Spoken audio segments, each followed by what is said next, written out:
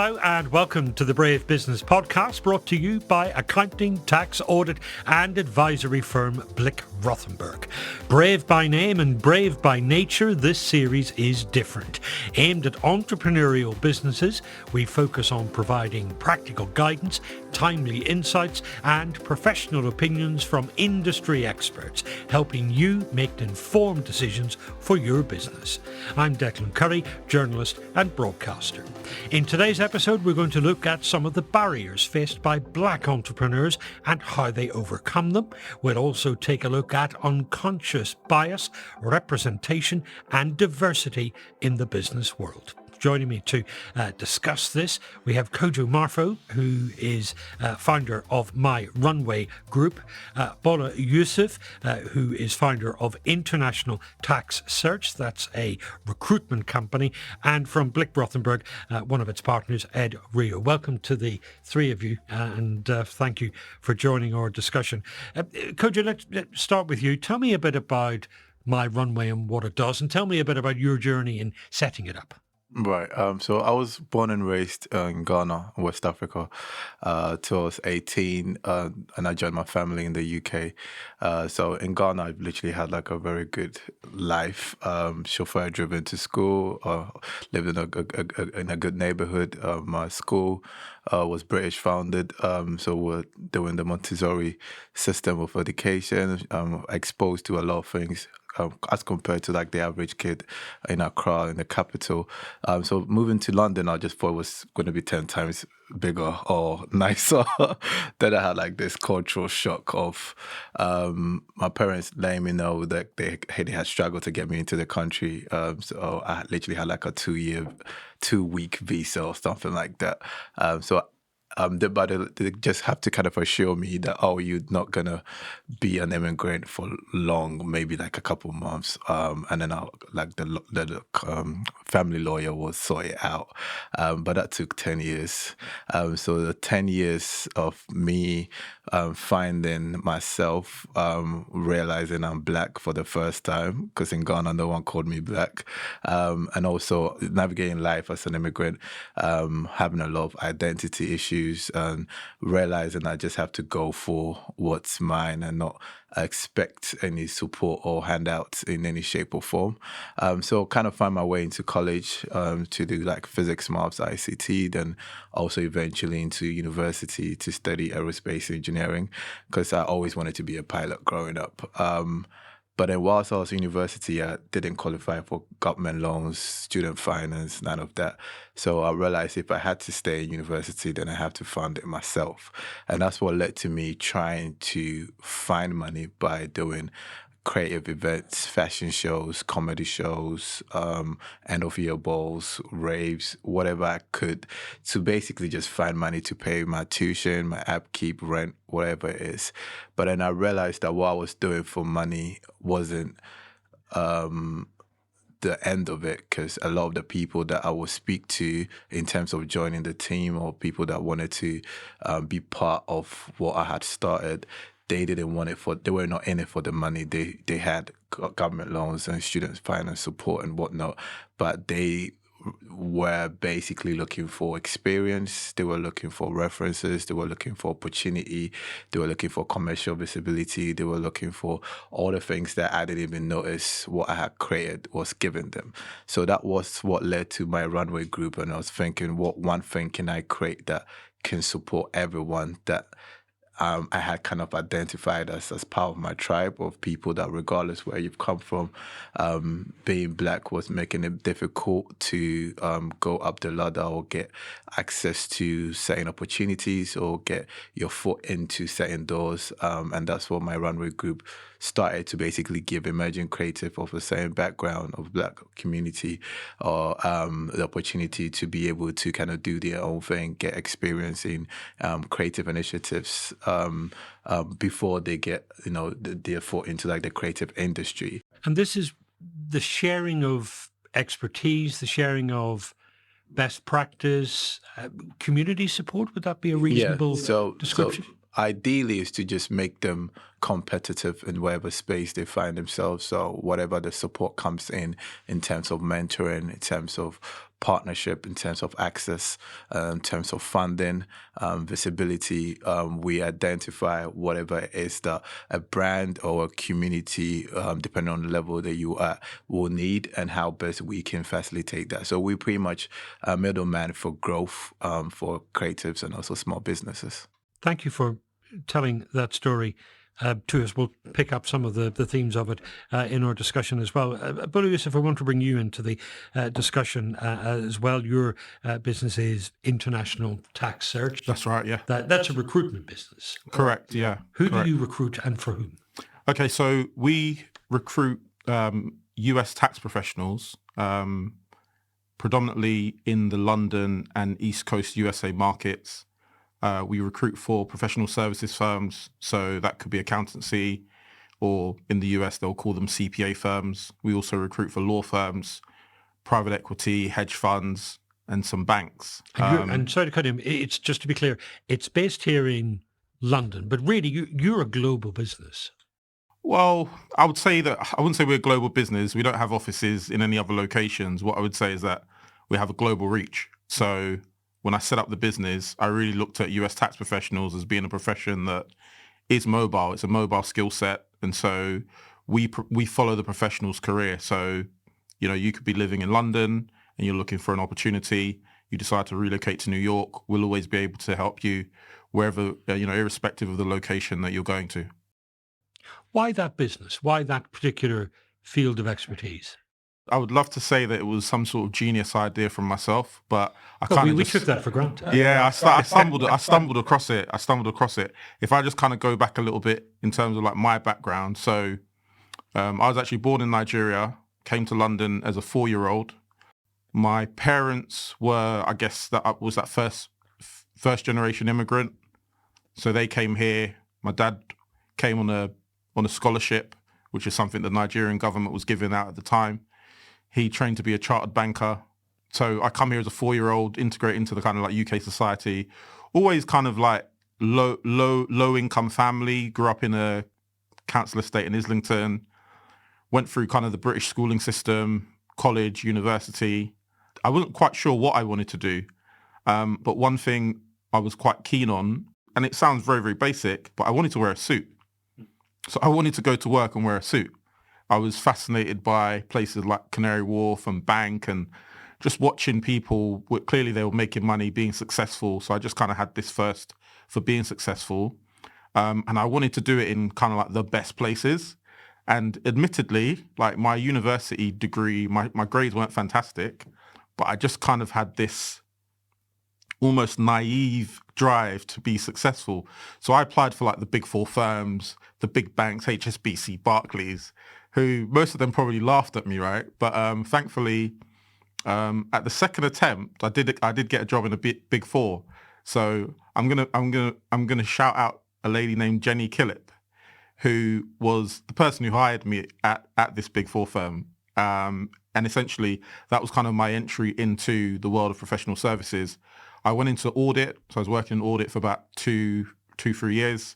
I joined another big 4 firm, and then one day I was talking to a private equity recruiter, and he really planted that seed.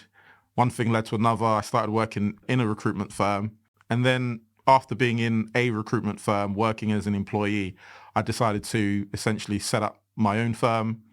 I always believed that having a niche recruitment firm was the way to go. So rather than trying to be all things to everybody, just be the go-to person or go-to company for a niche selection of individuals.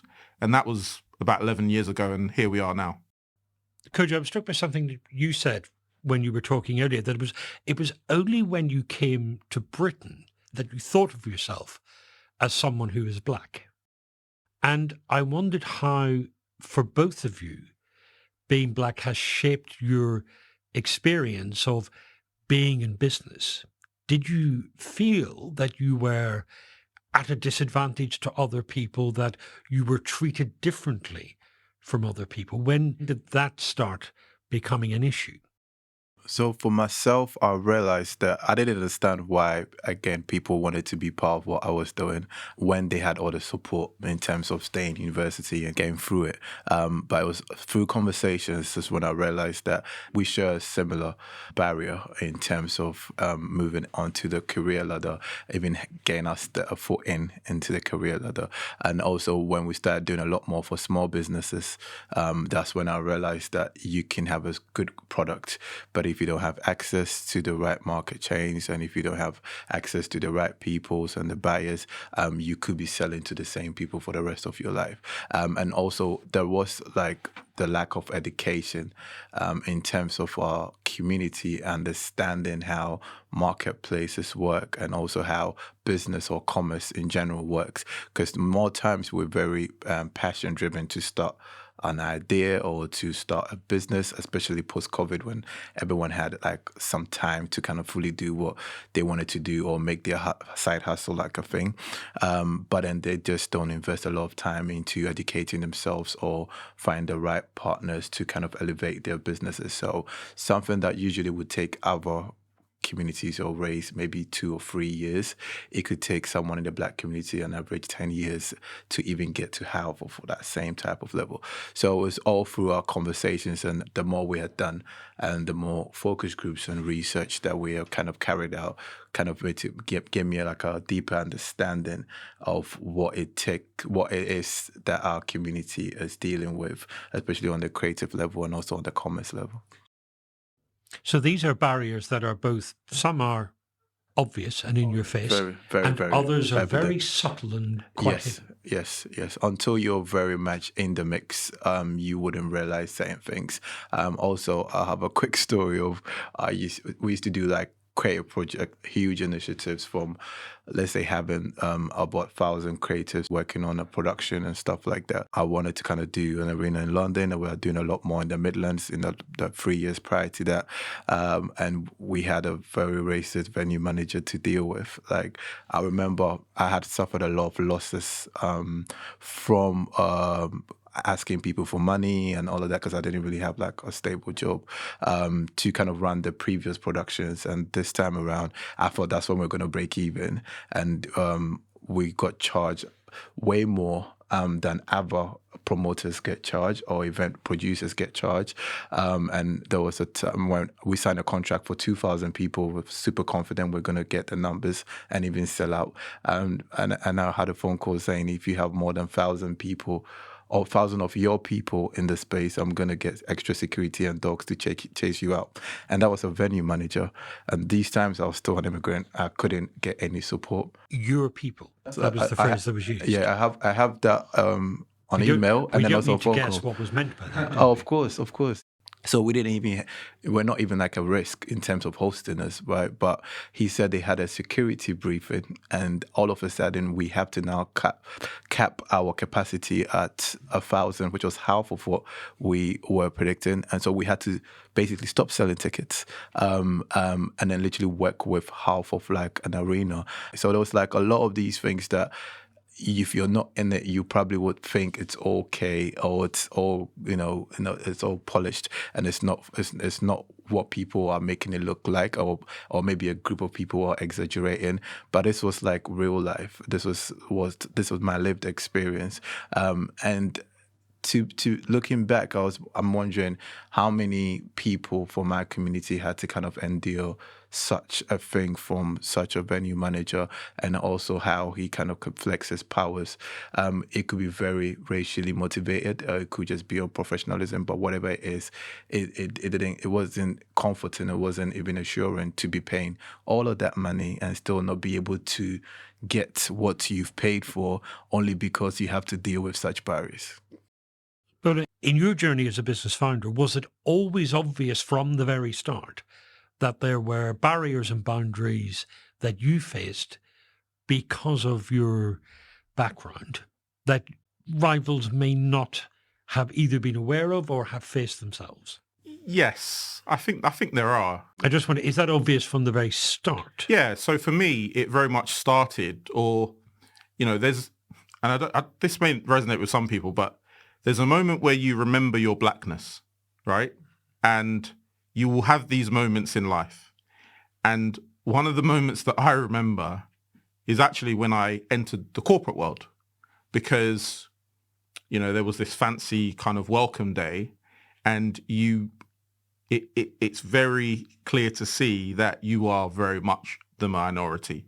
I may have been the only black guy in the room, right? You have to get comfortable with that, right? You have to get comfortable with that, because predominantly in the corporate world at that time, those are the types of things that black and ethnic minorities will face, right? But throughout the course of me being like a business founder or running a business, yeah, you will be reminded of that at times, right? And it's really much how, you know, what your reaction to it. I'm a big believer in, it's not the action, it's what the reaction is, right? How do you react to it? I, for the most part, I'm an incredibly resilient person. So I've learnt to kind of navigate matters of race, I would say, pretty well. You could also say, hang on, this shouldn't be happening.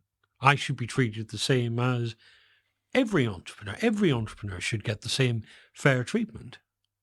Yeah, but unfortunately, like, the world isn't fair, right?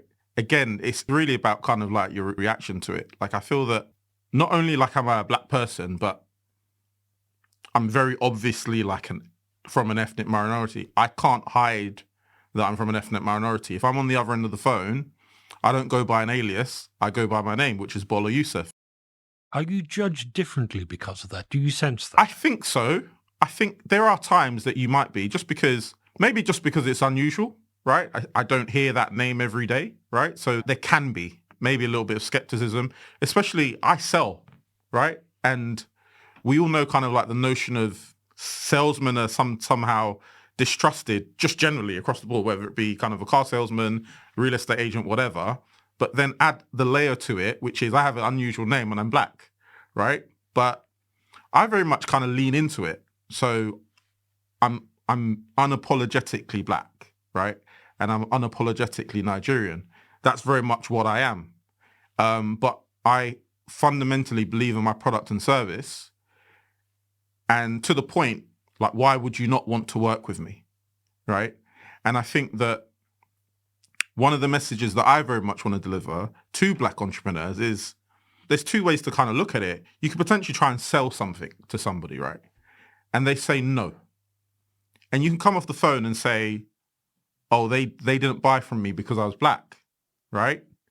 Or you can look at the other factors. Now, the truth of the matter is you will never know whether they didn't buy from you because you're black. But all you can do is put your best foot forward to ensure that you have sold that product and service to the best of your ability. So I wouldn't say like I'm not naive to it, but I don't lead with it. Ed Rieu from Blick Rothenberg, you're a partner at the company. Welcome to our discussion. We've been listening and reflecting on what we've heard. Very moving, I must say. Just if I may, I'm a U.S. tax partner in our Blick Rothenberg's U.S.-UK private client practice. I was born in Western Pennsylvania a long time ago. I moved here in 1989 for 2 years, in 1989. So I've been here a while. I've worked with Bola, and Bola got me my job. That's how much I trust Bola. I do U.S. tax. It's a very big market in the UK and in Europe. And we, at the firm, at BR, are an accounting firm. And I think, I can express the points that Bola made when he joined, was it Price Waterhouse? And you were probably the only black person in the room. That probably hasn't changed much. To this day, 10, 12, 15, 20 years later, it's a challenge for everybody.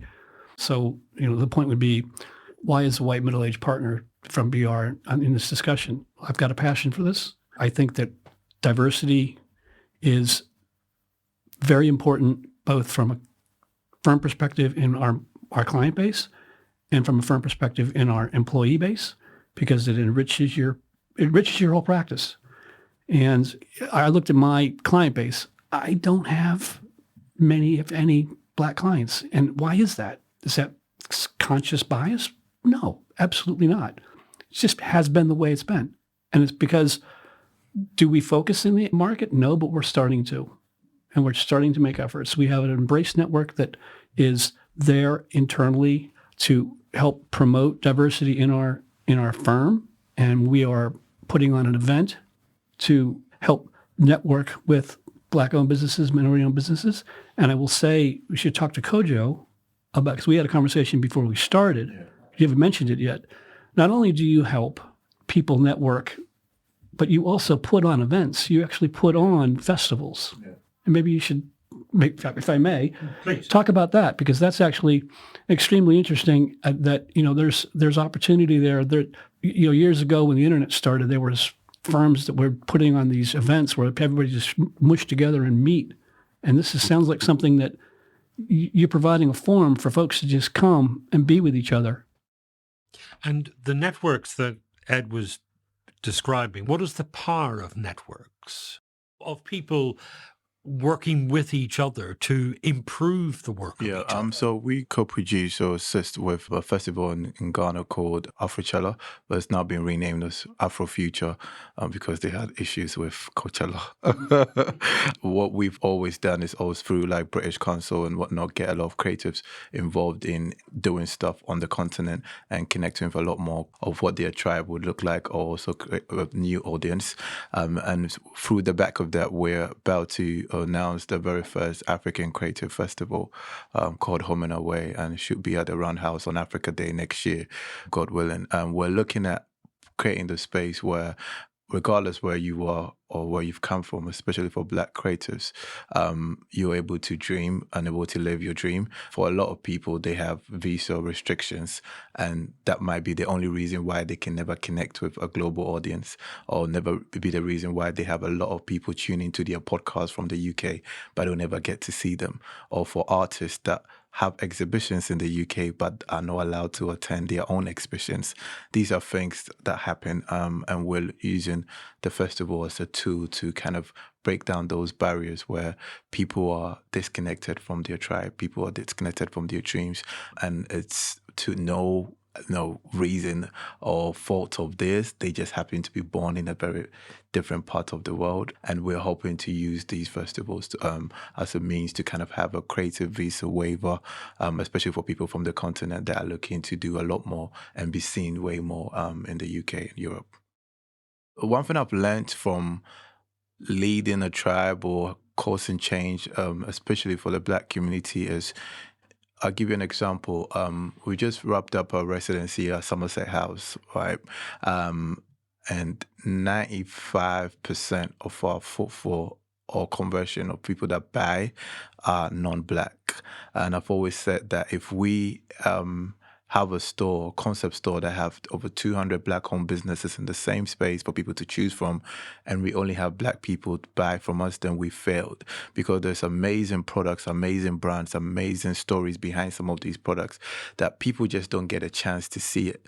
So once they see it, they can make a decision for themselves. And I'm not surprised that majority or pretty much all our customers are white, because that's like mainstream, or non-Black, I would say, not white. That's mainstream market. So as any brand or business, you're trying to get mainstream to purchase from you. And that's why I believe networking or a collective approach in solving these issues is the more appropriate way, only because we can't do it for ourselves. We only about 5 to 8% of the nation's population, right? We need people that have the numbers, people that have the access, people that have years ahead of you in terms of overcoming certain barriers, all working towards a common goal. And that is, to me, a quicker route as solving what happens to be a national issue, as opposed to just having a collective of people thinking they can solve issues. I keep telling other people that are in the same position as myself that, look, this is our problem, but it's also our problem in terms of a nationwide problem. And we need people on the other side. We need people in boardrooms. We need people that are decision makers. We need people that are mainstream customers to get involved in this, else we're not going to make any progress. And this is where and why, to my mind, a firm like Blick Rothenberg, why diversity? Why are you bothering, kind of thing? And the answer is, it's good business sense. You have a diverse workforce. You have a richer culture or workforce. People are coming at things from a different perspective. You have a diversified client base. People see that. And you are in markets that maybe other bigger firms won't get into. So it makes good business sense. as well as it's the right thing to do. We talked earlier a little about barriers, some of them obnoxious and in your face, some of them subtle. When you're advising businesses who come to Blick Rothenberg, how aware are you of the barriers that they face? What are the barriers that you've identified in your work with entrepreneurs, particularly entrepreneurs from minority ethnic communities? Yeah, as I said earlier, I was looking at this and I came to the unbelievable realization that I have very few, if any, Black-owned businesses. I have a few who are South Asian-owned businesses. I don't really see much in the way of barriers there because I'm coming in and asked to provide highly technical structuring advice, and so I'm really not much into the business end of things. The operational end. The operational end, the marketing, the sales, et cetera. But I'll turn to Bola and ask Bola, how many Black clients do you have? Unfortunately, not any. Who do you sell to? I sell to accountancy firms, CPA firms, hedge funds, credit funds, private equity, banks. That's really my client base. But these are also predominantly really large organizations. But yeah, unfortunately, I don't have any Black clients, no. So when you're working with those clients, they're white clients. Yes. Why do you think that is? Why do I think that is? I think that like professional services historically has been quite a white dominated space. In terms of, inclusion or having that Black representation, I think there's a number of reasons why we don't have a good number of, say, Black partners or Black heads of tax, right? It starts at the lowest level, right? Because you take a partner, for example, he may have been with that firm or for 15, 20 years, or he's moved through a number of firms, but it's really around the recruitment side. So it's recruitment, but then it's also retention. Okay. If you look at the recruitment aspect, are Black people applying for the roles? Are they aware of the roles? Do they think the roles are for them? Do you know what? That's a really good point, Declan. Do they think the roles are for them? Because again, and I said this earlier, I have a little bit of a naivety around success, that things don't really faze me, but they do faze a lot of people. I'll give you a quick story. When I started in the recruitment space, I called up all my friends that I went to university with and I said, look guys, I'm in the recruitment space. We all study business economics and finance and accountancy. I said, I'm in the recruitment space now. Like, let me help you to find a new job. Some of these guys had first-class degrees, very, very capable individuals. And I was looking at their CVs thinking, like, why are you working at this small firm? Why are you working at this very, mum and pop or, just really small firms? Why are you not kind of aiming for the larger organizations? But one of the realizations I had is that there was a distinct lack of confidence amongst Black and ethnic minorities when it comes to entering these corporate environments that may be seen to be predominantly white, quite frankly. You mean this is not a place for me? This is not somewhere where I will feel comfortable? Precisely, yeah. And then when you look at the intake and then you look at retention, so people come in and they get over the hurdle of joining the firm, but then in their experience in the firm, they either have 1, 2, 4, 8, 10 unconscious biased interactions. And after a while, you think, you know what? There's got to be somewhere better to go. What do we mean by unconscious bias? What does that cover? I probably am less perceptive of it than the other folks at the table. It sounds grim. It's not. We're actually making significant strides as a firm to do more than just pay lip service to the concepts around diversity in the workplace, focusing on conscious and unconscious bias. And what do I mean by that? What I mean is I've got a project. I've got to get these 3 things done, and I need somebody who's really clever, and you have, employee number one who is a ace at, 3 different things. Employee number two is ace at 3 different things, et cetera, et cetera. One is white, one happens to be black, and you think, I'm not racist, et cetera, but for whatever reason, you pick the white guy. And if that happens time and time again across the piece of the management, sooner or later, the talented black guy or girl or woman is going to be, I see this, and this isn't right. Because it keeps happening again and again. Because it happens more than once. It's just that there's the conscious and there's the unconscious. If you have a conscious bias, you shouldn't be in the practice. It's the unconscious stuff, I guess, is the point. Guys, what do you think? Do you see that in recruitment, that when you're placing talented people with companies? I see that quite a lot. So, like an example is a client's attitude towards paying us, right? So sometimes you get kind of these undertones that suggest that, like, we don't want to pay you that said amount. It feels almost like a bit painful to pay you knowing that it's a black guy. You sometimes get that. I wouldn't say that it's not constant. It's not constant, right? People don't want to pay recruiters, Paul. Yeah. People don't want to, but it comes across sometimes in like the negotiation, right? These small nuances, right? In terms of unconscious bias, it could just be things like, I don't believe he's going to do a good job. Just that assumption from the yeah. There's some like preconceived notion that I don't think that he's going to do a good job. And Ed gives the scenario where it's boss, right, wanting a member of his staff. In all honesty, unconscious bias is more of an issue at the peer level. Tell me what that means. So at the peer level, so just you take a cohort and you say, right, we're hiring 12 grads, right? Because I had this kind of experience where we're doing a hiring drive, right? We're bringing 15 people. The other people can make you feel uncomfortable, and it can be the smallest things like, I remember in my time, there was 2 questions that I would always get asked. And those questions were, where are you from? What does your father do? Right? And straight away, that's profiling. It's profiling, yeah, precisely. It's like, where are you from? What does your father do? It's profiling. You'll hear all sorts of comments. Not to say that everybody's like that, but, and what these incidents do, they just create a feeling of not feeling comfortable.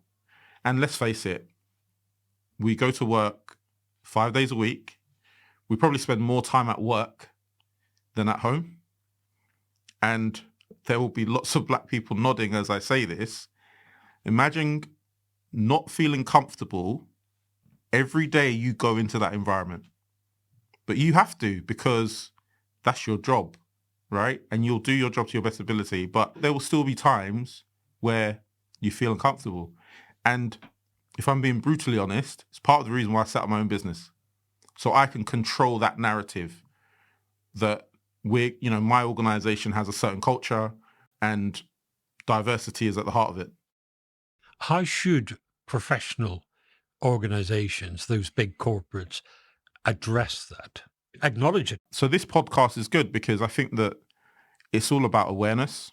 I think that being in business is difficult enough, right? Whether you're an entrepreneur, whether you're somebody working in professional services and you're trying to move up the ladder, or even if you're a partner, from everybody's lens, we have a lot on our plates, right? And so I think sometimes it is easy to perhaps just push it to the side, but I just think that it's something that needs to be kind of at the forefront in terms of what does this organization look like from the lens of the black member of staff. You said part of the reason that you run your own business is because of the situation in many larger corporate organizations made you feel uncomfortable. Yeah. I wonder, is that a reason, Kojo, that many of the people you work with work for themselves? They are entrepreneurs because it's more comfortable. They get to set the rules. they're not faced with many of the biases and the prejudices and the barriers that they would do in other forms of work activity. Yeah, spot on. And I'd like to say, get back to what Bola said about controlling the narrative. We just get faced with so much stereotypical narratives, and also in different levels. And I think, especially even for creatives, if this organization wouldn't hire me, even though I'm good enough, or if this organization wouldn't list me up for procurement and all sorts, I'm just going to start my own thing. And I think that is what has caused a lot of people to go into a space that I kind of have a problem with, because I'm not trying to get everybody to be an entrepreneur. I feel like it's a calling that space shouldn't be touched by people that have no business there. And it's fine if you're not called to be an entrepreneur, but it's unfortunate if you're pushed into that space, because that's your only way out. The reason why I say that is, like Bola said again, you have to have a level of resilience. You have to have a level of discernment and to be able to navigate the space. And also be able to have like a thick skin to weather a lot of these things. Some people just don't have it in them to do that, but they just have found themselves in a space where that is their only option. So for their dreams to come true, or for them to get to a certain level in their career that they're pursuing, they have to do things themselves. Do you know what? I do want to just interject there slightly, because I'm always conscious of being balanced, right? And so Kojo mentioned something there that I felt I was good enough, but I wasn't given the role. And I think that as Black people, I think we also have to be conscious of, is that necessarily the case? You know, I've had individuals who've interviewed with me and they've by default felt that they were going to get the job because they were Black. And I've said, no, I'm not hiring you, right? And so I think that as Black people, we also have to look inwards and ensure that we are putting out the best possible version of ourselves as well. And also, we try again. No one's hearing yes the first time, right? And so I think that it's great that we're sitting here on a panel that is made up of 2 Black individuals and 2 white individuals, because I think it's sometimes what you can see in the Black community is that we'll sit there and say, okay, we're not getting these opportunities. But the first thing I will ask is, well, how many times did you knock on the door? And when you did knock on the door, what was your presentation, right?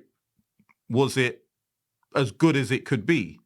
So I think it's sometimes easy just to say, oh, you know, I'm a Black entrepreneur. I've tried to sell this product or service. The person said no, and it's because I'm Black. That's not business. That's not the business world. In fact, I think that being Black actually lends itself incredibly well to being in business, because you will have faced adversity over your time. Right. And that builds resilience. And quite frankly, in business, you need to be resilient, right? Kojo, what do you think? No, 100%. It's something that you need. But like I said, I keep saying, especially with like products that we sell or brands that we sell, I don't want people to buy because it's Black. I want them to buy because it's good enough for them to purchase, because they're buying with their money. And it's the same thing with like working with creatives, getting them into positions and whatnot. We're not in here to tick off people's boxes. I'm very much performance driven. So even I have to use myself as an example. I used to be in a phase in my life where I was very pro-Black. I wanted a team to be Black. I wanted my marketing lead to be Black. I wanted this person to be Black. And it was just a bunch of Black people in the space trying to make it work. But it was affecting me. It was affecting the company. Our performance levels were dropping. Not everybody shared my vision, but I was just trying to create space for people to get opportunities that it's up. So I learned very quickly that it's not just about having a team that is filled with Black people, but it's more important having people that are performance driven. So if that means hiring a black person to do this because he's great at it. That's what I was going to go for, and not just because of race, because then I'll be making the same mistakes as these corporates. So over time, now we have a very diverse force, and it's basically down to people that are going to amplify our vision and make things happen quicker for us, as opposed to opening the doors for everyone just because of race. I hear what you're saying, that in business, people get set back. People don't buy the product. They don't hire us for the job that we think we're going to get. But if you're having to knock on more doors than other people simply because of your color, or you're having to put that extra effort into these pitches, and you're forever having to explain yourself on terms that other people set, if nothing else, that must be exhausting. Yeah, there will be times where perhaps it is exhausting, but if we were not sitting here talking about black entrepreneurs and we were just talking about being an entrepreneur, we would say it's bloody hard, right? That's just a byproduct of choosing that lane, right? And so, yes, it may be exhausting, but it kind of comes with the territory, right? I'm not really a complainer. I deal with the circumstances that are in front of me, and I learn to navigate whatever system I'm in. And for the last over 15 years, like, my environment has been predominantly either working with predominantly white colleagues, white boss, white clients. And I just think that for black people, I think we have to just open our eyes to, this is the landscape. How will you navigate it, right? Yes, there can be efforts for that landscape to be tweaked, but as it is, we need to navigate it. And so when Kojo mentions that, like, a lot of creatives by default decide that they're going to run their own business because it's comfortable, I just want to be clear. Yes, I run my own business, but it still isn't comfortable. I don't think success it works like that. And it's not really race driven, right? It's some people are going to like me. Some people are not. I'm going to have to navigate it. How are we going to make some progress here? We've talked about barriers, hidden and obvious. How do we overcome them? How do we remove them? Kojo. I would say through conversations, we need to speak to the people that are being affected by these systematic barriers. We need to hear them well, and not literally just have tick box sections and to look a certain type of way. And we need to think more about the future in terms of what everyone else is trying to do in terms of green planet and trying to make sure the world is a better place. We need to think about workforce being a better place. We need to think about entrepreneurship being a better place, and how we can play our own roles individually and also as a collective. We need to approach this as a community. It shouldn't be segmented to one particular race or background. Everyone, regardless of how comfortable you sit on what side of the table, need to understand the tables can turn as it has in other areas, so that you can also play a role. But I think it has to be a very inclusive approach in terms of dialoguing and making sure the right people that are especially being affected by this are in the spaces where decisions are being made. Good question, Declan. How do we make progress? I think it's a multi-pronged attack. So I think that, in terms of on a corporate level, in terms of people like Ed, people who are at the heads of these organizations, I think that they do need to listen and speak more to their current their current black workforce. Okay, what are those nuances? What are the kind of unconscious biases that you've experienced, right? Because without kind of understanding what those are, how can you start to kind of stamp them out, right? In terms of educating the remainder of the workforce. I do, however, think that, black professionals also have a duty to hold the door open as well. So I will always make myself available to any professional, but maybe there is a special place in my heart for kind of an up and coming black professional who is going through an issue, wants to kind of understand how they might navigate a certain scenario. I do think that we do have a duty, like I said, to hold the door open. And I think that can come in different forms. And I think the final, well, I got 2 more points. I think if you're a black entrepreneur, if there's one thing that I want you to take away from this is lean into your blackness. You're black. You be confident about that, right? You know, I see too many people almost becoming sheepish about it, right? That, oh, they're not gonna hire me. They're not gonna accept me. But why not? If you're confident in your approach, why do they not? I'm testament to that. You know, I'm somebody that went to university. I come from no privilege, because that's one other thing that I wanted to make sure that was known, that we didn't have listeners thinking, oh, well, you know, he comes from kind of up middle class. I really didn't. You know, I've got the receipts. I can show you the receipts, right? But with confidence, anything is possible, right? And lastly, for the entrepreneurs, seek out other black entrepreneurs. You know, there's an ingenious tool called LinkedIn, which gives you access to probably whoever you want in the professional world by a click of a button, right? Seek me out, right? And it can be for anything. You're looking for advice. Where should I be applying, right? I think that black professionals and entrepreneurs do need to be more joined up. And I think that some of the great things that Kojo is doing is a good example of how we can start to kind of bring people together. Because I think one of the big things is access to information.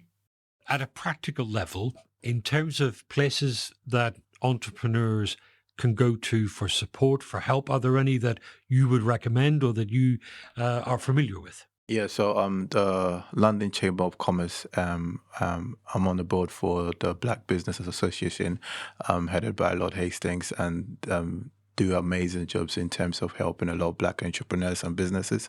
The BYP is also one that a lot of people are familiar with and are doing an amazing thing. They just launched a career platform called Javelin. The Black British Business Awards also have a lot of mentoring schemes and support for black corporate executives. So I would mention those three, and of course My Runway Group as well. Of course, and people can find information about that online and on your website as well, I imagine. Just remind us what your web address is. So it's myrunwaygroup.com, and our socials is My Runway Group too. I think that was a revealing and a stimulating and an inspiring discussion as well. So I want to thank the three of you, Kojo, Bola and Ed. Thank you very much for being with us. If you want to listen to other Brave Business episodes, you can find them on your favourite podcast service, or for further insights to help entrepreneurial business, you can visit Blick Rothenberg's Entrepreneurs Hub, www.blickrothenberg.com/entrepreneurs. I'm Declan Curry. This has been the Blick Rothenberg Brave Business Podcast. Thank you so much for being part of our conversation.